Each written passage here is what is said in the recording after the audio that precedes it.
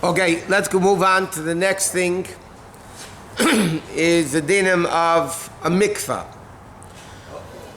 No, I'm saying to discuss what the construction of a mikveh, what halachically makes a kosher mikveh. Okay, so number one, for many tumas, many types of impurity, you need to have a kosher mikveh from rainwater. Certain times, for certain impurities in the Chumash, you need a mayan, a well, a natural spring. Sometimes for certain tubas, like for a man, so then you can have mayim she'uvim. Mayim she'uvim literally means drawn water. And we'll see exactly what each one means as we go on a little bit to discuss the mikveh. Now, the Gemara says that the size of a mikveh has to be the size that a person could immerse completely in. So the Gemara says, what is the measurement of the size of a kosher mikveh? It's 1 amma by 1 amma by 3 ammas deep. Meaning, and then you go l'chumrah. So it's 2 feet by 2 feet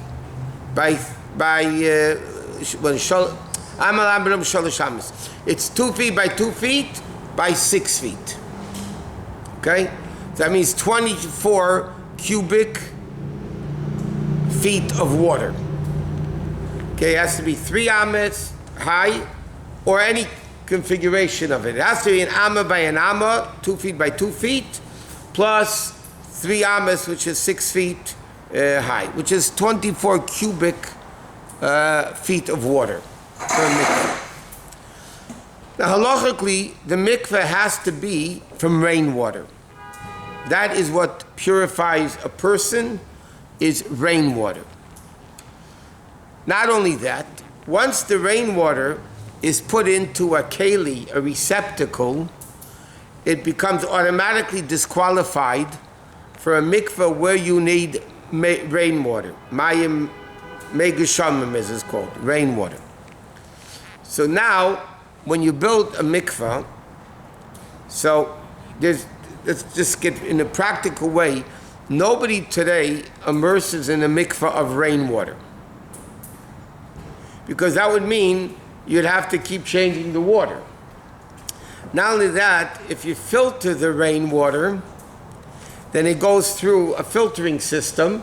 So it's going through utensils, through kalim, it would automatically disqualify it from being rainwater.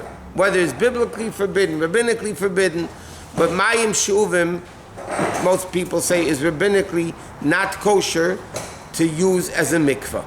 Okay, not only, so therefore like this.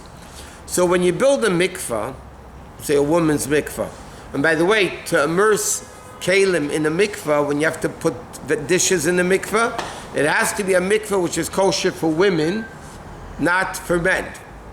In other words, technically a swimming pool is kosher for a man, if it's under certain conditions. For a woman, a swimming pool is not kosher. You can't immerse dishes in a swimming pool to have immersed dishes in the mikveh. You need to have a mikveh of rainwater. Now, so what do you do today, practically speaking? So there's a din that if city water is connected to rainwater, then the city water becomes rainwater. Now, there are different ways of making that connection between city water and mikveh, rainwater. So number one, when you get the rainwater, where do you get rainwater from? From rain, right? Obviously. So how do you collect the rainwater?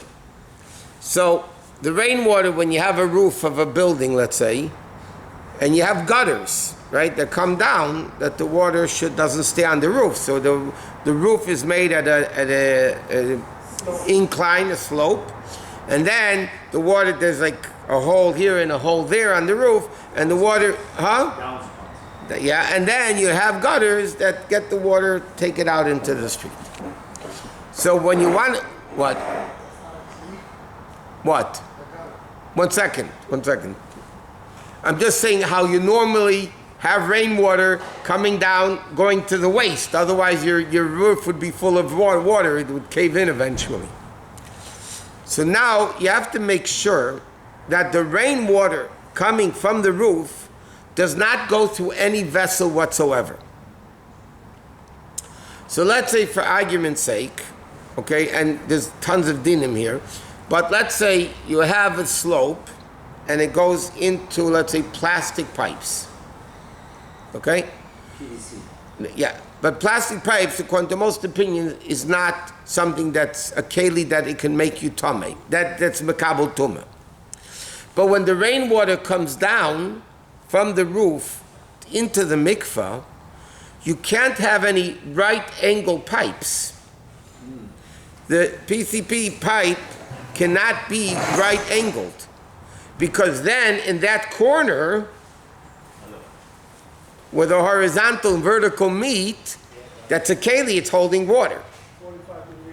So it has to be done in a way that the pipe either goes at an angle without any right angles whatsoever, and it goes directly into the board, which is a pit for rainwater. What if it's a 90-degree round? It's a 45-degree angle. If it's a 45-degree angle, No, if it's 90 degree, but it's round, there's no way that it can hold any water. It's round, it's all round. if it goes, if there's any place along the way that water can be held, it's invalid. Now, so when it rains, and you need a lot of rain, so then, I'm just, the general concept, the next, during the week we'll discuss more. Now, so you need the rainwater to come straight down from the roof without any vessels along the way, without anything holding the water. Which is, a lot of times, it's a big problem on the roof of the mikveh. You have to make sure there's no air conditioning pipes or anything that the water might go there and then go down and go into the mikveh, and then it's not rainwater because it was in the keli.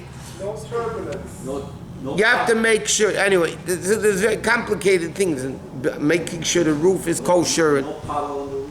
No puddle. You can't have puddles, you can't have kalim on the roof, whatever. So now the water goes into, let's say, the rain board, the board of make shamim, as it's called. Now, but you can't table on that because after a few times it's going to get dirty water, stagnated water, dirty water. And then, number one, you're not going to have people toiling in there. And you can't keep having new rainwater coming. Where are you going to get so much rainwater?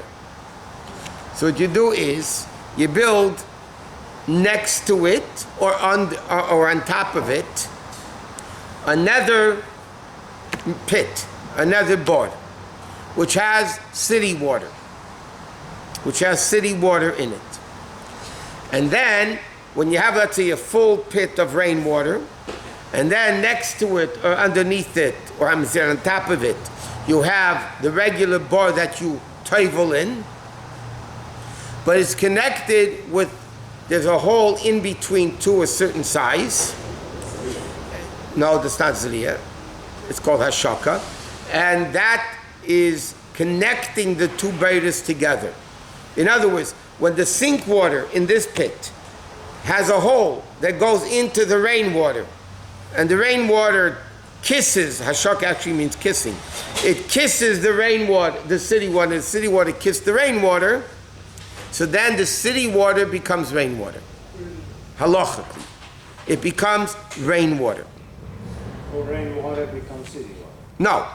The rainwater stays rainwater. But after a while, the rainwater mixes with the city water. I understand that very well. So we're going to get there. Oh my God, I didn't realize. It's going to